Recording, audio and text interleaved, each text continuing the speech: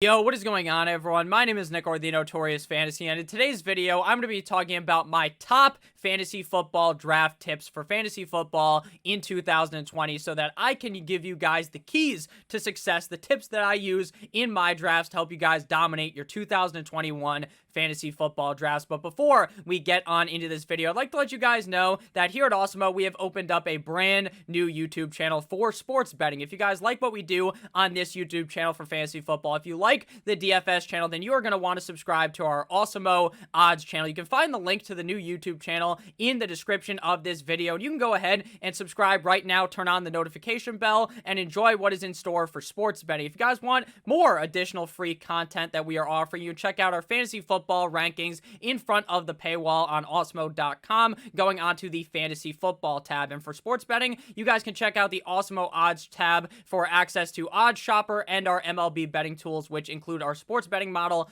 and player prop tools. So without further ado, let's get into it. The biggest tip for fantasy football drafts in 2021 is to know your league rules, to understand the league rules. Now, this may be a very ground floor type of assessment here, but you need to understand the league rules, because if you go into the draft and you bring your cheat sheet and it's a half PPR cheat sheet and your league is standard, you've basically taken your shot of winning and thrown it directly out the window. You need to know what you're getting into before you even begin trying to do research for the draft. You got to know, hey, is this a full PPR draft? Is it half PPR? Or is it standard? You need to understand how many players start in each position. Is this a 2 running backs, 2 wide receiver league? Or is this maybe a 3 running backs, 4 wide receiver league? Is there multiple flexes? There are different ways that people set up their fantasy leagues nowadays. I've seen 2 tight end leagues. Nowadays, 2 quarterback or super flex leagues are becoming more and more popular. So you got to understand before you even look to do any research for your draft what kind of league you are in. You can either ask your commissioner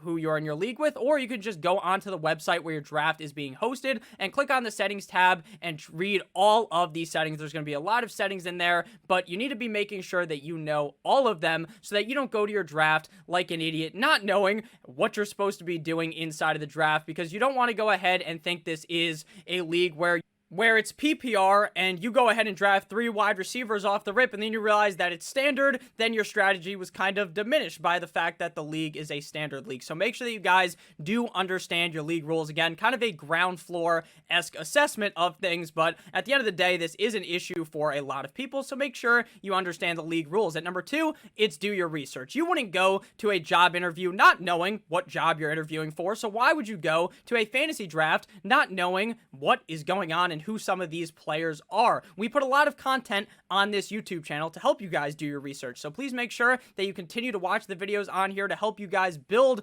up your knowledge of fantasy football for 2021 so that you can dominate. And the more research you do, the more likely or the less likely it is that you're going to have to be making any panic picks in the draft where you're going to go ahead and reach on players, or maybe you just don't know who a player is, so you panic and pick a player that maybe you did know because they've been in the league for a while, whereas this new player is a rookie. So make sure that you guys do your research, so funny, your research before you start to try to get into your fantasy draft. At number 3, it's do mock drafts / best ball drafts. Doing a mock draft is honestly the best way to understand how your fantasy football draft is going to unfold, especially if you do that mock draft on the website where you're going to be drafting on, whether that's Yahoo, NFL, ESPN, CBS, all of those websites. You want to do your draft on there because then you can see the full-on draft board of what it's going to look like when you're in your actual draft, because some of your friends or the people you're playing with, when they look at this screen, they take this as exactly how you should be drafting. They might just take the first player available on the screen because that's what they think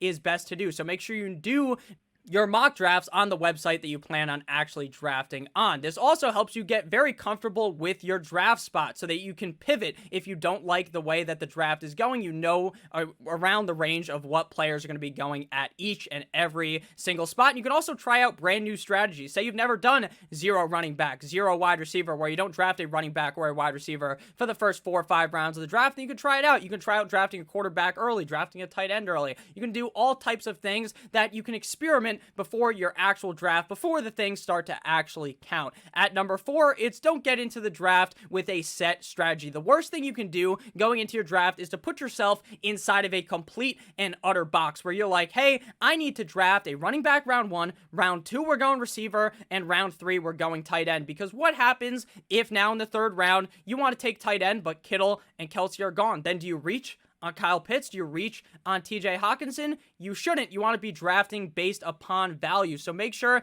that you go into the draft with a very open mind and don't stick yourself on a one-way path.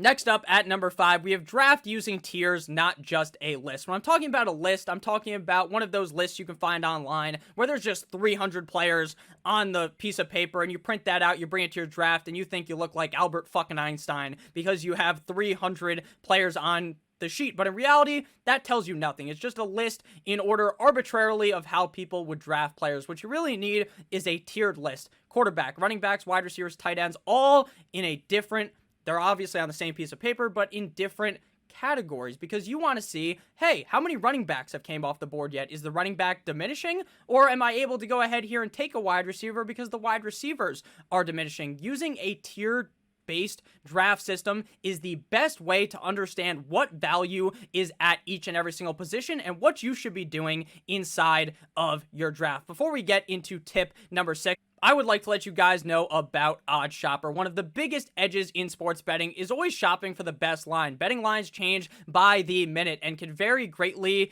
depending on which sportsbook you are looking at. That's why it's important to use the Awesemo OddsShopper to find the best line available on the game or the player prop that you are looking to be betting on, and can give you the edge to help you beat the house. Head on over to oddshopper.awesemo.com where we compile the best bets available for game lines, player props, and player and team futures, all updated in real time. Even better, OddsShopper now has an expected win percentage and return on investment included with every MLB player prop bet available, which is derived straight from Awesemo's MLB player projections, so you can find the best edge betting MLB player props. Back into it. Make sure you guys do check that out. At number 6, you got to write down your team as it is going on, because throughout your fantasy football draft, you're trying to draft different positions, obviously, and you don't want to be the asshole that has just drafted 5 wide receivers and has 1 running back at the end of 6 rounds. You want to make sure that you are spreading your team out evenly, and more importantly, you want to have the bye weeks written down so that you don't draft 2 quarterbacks that have the same bye week.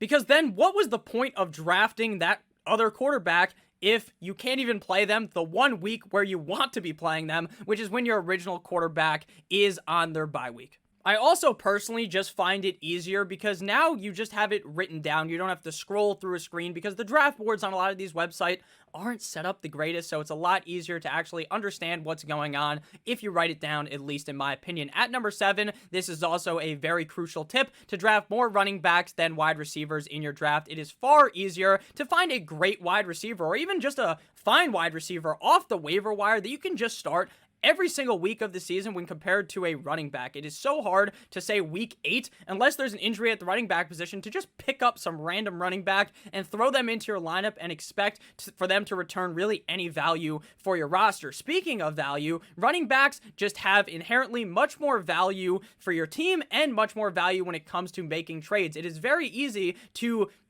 get a lot for one of those better running backs. So it's very important, in my opinion, to really load up on the running back position. And finding a late round running back that ends up being very good is a straight up golden ticket that boosts your shot at winning your 2021 fantasy football championship. At number 8, it is wait on a quarterback unless there is value. When I'm talking about value, I mean like Patrick Mahomes is available in the 5th round, or Josh Allen's in the 6th round, the 7th round, where you feel like it's fine to draft the quarterback position, because if you take a quarterback in the first couple of rounds of the draft, it really diminishes and lessens the depth of your skill positions that you're going to be wanting to start every single week. The quarterback position, people say it every single year, it is very, very deep. There's like 18 to 20 guys that I'm perfectly fine being my quarterback 1, because I know if I play the matchups correctly that these guys are going to have monster weeks for themselves. So don't go ahead and reach up and take a Patrick Mahomes in the 1st round, in the 3rd round, because you can continue to wait on in the draft. We post videos about this on the channel, and you can find a late round sleeper quarterback to take that can take you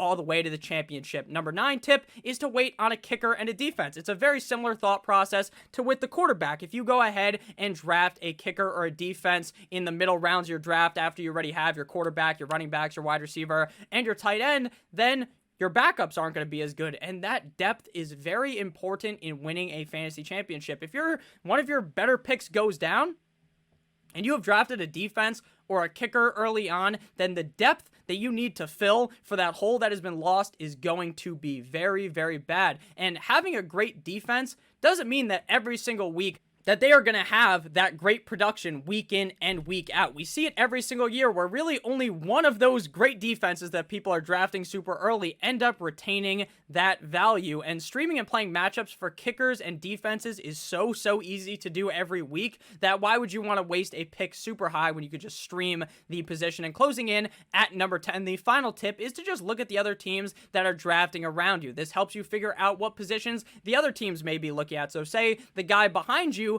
needs 2 running backs and you really need at least 1 running back. You want to take a running back before you take the wide receiver or the other position. And it also makes it way easier to decide that position because like I just said, then you know what is going to be falling to you. So make sure you take a nice look at the draft board as the draft is going on. It will give you a really easy look into what your opponent may be thinking. Now, obviously, you can't read their fucking mind. Even if they don't have any running backs or something in the 5th round, they may just pick a kicker or something, but it gives you much better of a chance to guess what they're going to end up doing at their next selection. So thank you guys all so much for watching this video. I hope you did end up enjoying. If you did at any point, please make sure you hit that subscribe button down below. I love all of you guys. I hope you did enjoy today's video. Have a great rest of your guys' day. I'll see you guys tomorrow with another heater of a video. I love you guys. Goodbye.